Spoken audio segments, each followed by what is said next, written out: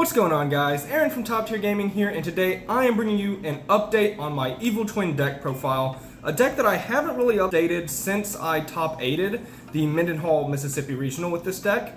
And yeah, I just really thought giving this deck an update would be super good because a card has recently come into the spotlight for this deck specifically in a couple of big tournaments that I really wanted to feature in this deck. And Evil Twin is a deck I really enjoy, and I play it when I get the chance to. I've had a couple of decks taking up the sort of limelight in my time playing at locals, being Marincess and Dinomorphia. But this is like the strategy I always go back to because it is so consistent at what it does, and it just gets to play so many good cards, and that's why I just really enjoy this deck. Before we get into the profile, I do want to let you guys know, Discord link down below along with all of our other social media links if you want to follow the channel more closely.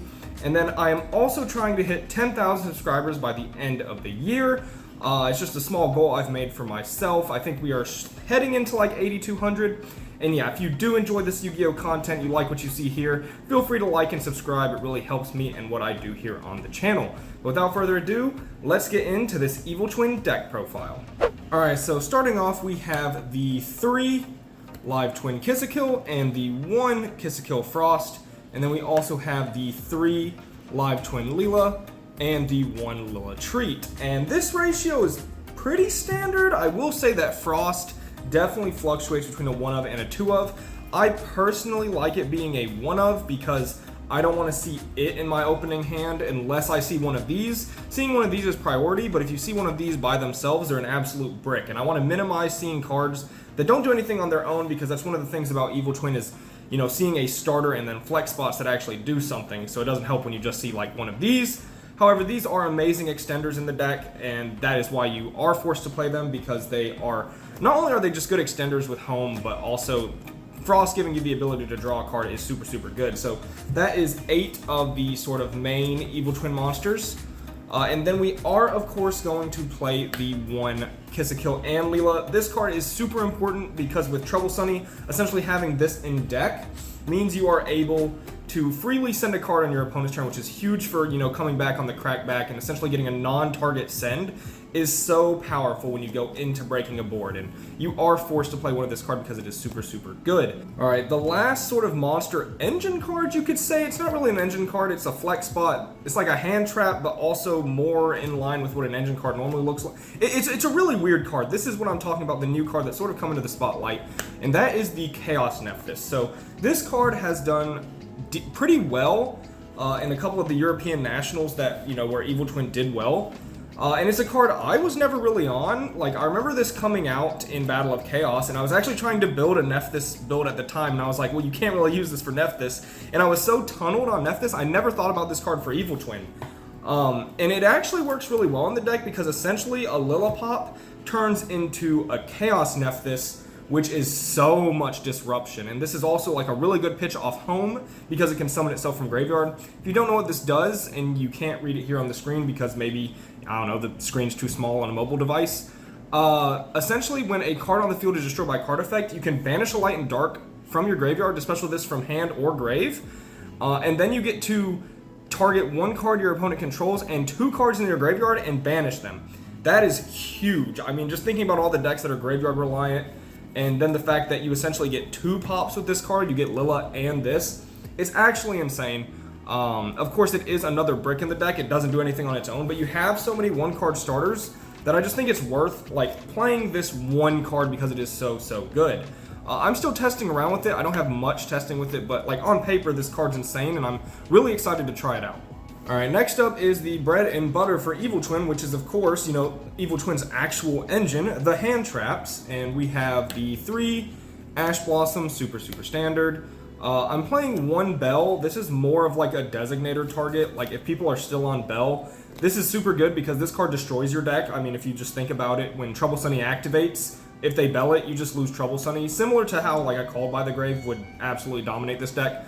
So I like to keep this in as a designator target, but also this deck's worst matchup is Despia. So if you're able to catch them with this, it is still very, very good. And sort of in the same vein, we are on triple DD Crow. Again, Despia is by far this deck's worst matchup, or one of them, just because Mirror Jade is really tough not only to play through, but its effect in Graveyard to send your whole field just annihilates your only end board monster, which is Trouble Sunny. So being able to hinder Despia is very, very useful. But also Crow is fantastic because of Chaos Nephthys.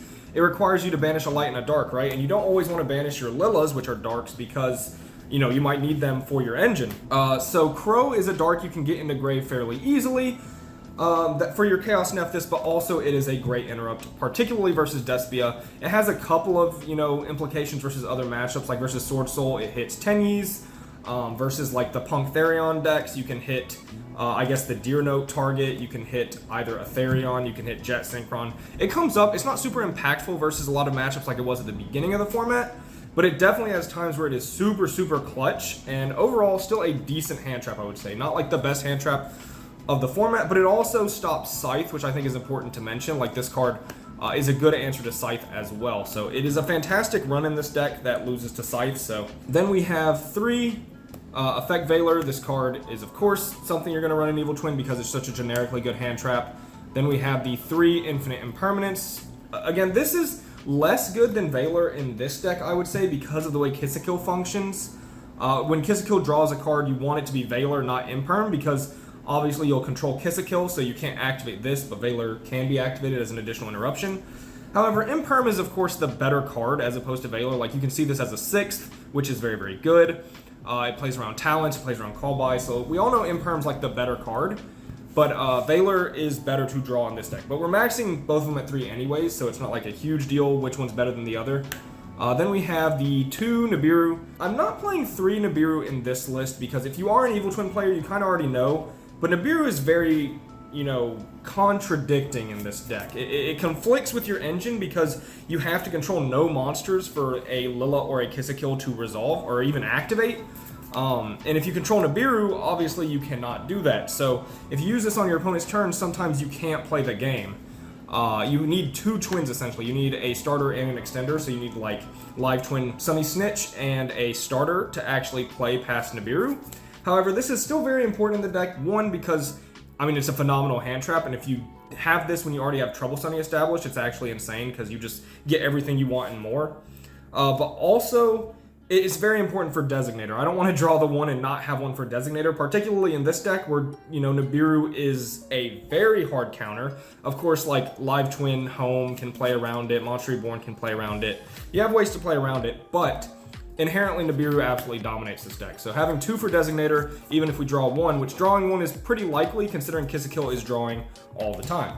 Alright, that is it for hand traps. I believe it's 15 or it might be 14. I'm not quite sure. I believe it's 14 actually. On to the spells, we have the 3 Secret Password, which of course is pretty much another 1-card starter because it can grab your 3 Sunny Snitch, which is essentially your Tenki, but it's so insane because the additional effect it has to gain life points and burn life points is the most broken line of text I've ever seen on a card. And it's not like it's the most absurd effect, right? Like it's not super crazy, but the fact that that's just like an additional effect on a card is insane because I've had this card make like 4,000 plus life point different gaps where my opponent summoned 10 times.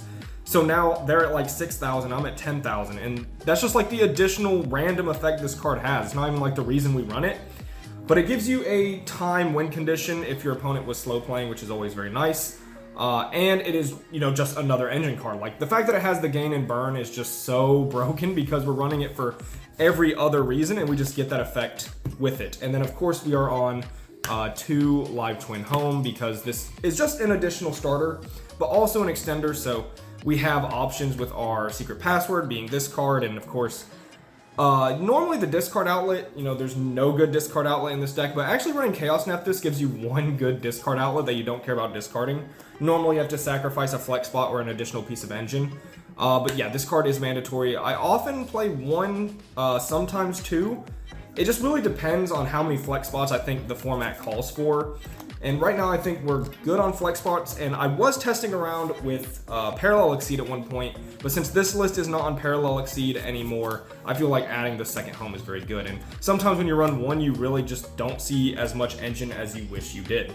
Alright, now we have, the most important flex spot in any deck, Forbidden Droplets, and mostly because this format calls for it. Like, there's so many unbreakable boards thanks to like the Therion version. There's still so many different ways to Scythe. Like, sometimes Baron is doing it in standby phase, oftentimes, it's Halki Fibrax and a TG Wonder Magician, but the problem is Scythe is still in the format, and sometimes the only out in the game to that is Forbidden Droplet. Of course, Herald of the Arclight is like the hardest counter this card ever, but you need this to stop like the Hot Red Calamity in the format, the Scythe in the format, the Unbreakable board, so this card is mandatory. If you do not have this card, you can play like Forbidden Chalice instead, or just 3 additional hand traps like Droll and Lockbird, because Droll and Lockbird is fantastic, and if you don't have Droplet, that is sort of what I recommend to play. But another thing about Droplet in this deck, which makes it so good, is the fact that if any of your live twins are sort of hit by a spot negate like an Imperm or a Veiler, like say you summon Kill and they Veiler it, right? But they also have like a Chi that you really need to negate. You can Droplet away your Kill, negate the Chi, and then it resolves because Veiler actually, didn't get to resolve. And then you special Lilla, and then Lilla will special another Kill from deck. So you still get everything and more, which is why Forbidden Droplet has always been so good in this deck, is the ability to sort of use your twins as an additional sense, kind of like you would like a normal spell card, except it's a monster, which is huge, and you can dodge spot negates like, I don't know, Fogblade, Imperm, Veiler, Chi, and that is insane. So Droplet has a lot of synergy in this deck, but it's also just mandatory cause for the format. Next, we have the 2 Crossout Designator and the 1 Called by the Grave. I'm on 2 Designator. Like, this card is so inherently awful that sometimes I just really don't like playing 3. Like, going second, this card is usually not great. I mean, it's fine going second when, like, you can break their board, and then you would lose to Ash anyways, so you would still just lose, but Designator there's to help you. So, like, it can be good going second, but oftentimes it's, like, more of a go first card, and especially against decks that aren't standard running hand traps, like Despia, or maybe, like, a trap variant of Eldritch. This card is completely dead. So oftentimes, it's just not something I want to see multiples of, which is why I'm not playing 3. However, I go back and forth between siding the 3rd one. It's something you can choose to do. And then Called By is, of course, for hand traps, and it's the best card in the game. And it's another very important target for a Crossout Designator because Called By destroys this deck. So that is something to keep note of. And then we actually have another very powerful extender. We have the Monster Reborn. It doesn't get play in a lot of decks, but in this deck, when we're just trying to play around Nibiru, like, if they let you get all the way up into your Trouble Sunny, you just bring that back if you get Nibiru. And then if they stop you when you special your other twin, like most players do, you just bring back a Kill, and then you still get a pop on your opponent's turn. So it's a good way to play around Nibiru. I really enjoyed this card when DPE was in the format because taking their DPE was hilarious. But I still think Monster Reborn is a very powerful card. And then lastly, we have Cosmic Cyclone. Because if we are running all these flex spots and not an out to Mystic Mine, we have done something wrong in deck building. So the 1 Cosmic is here to out Mystic Mine, but also be like a decent interrupt if you draw it, which is why we're playing it over something like Harpy's Feather Duster.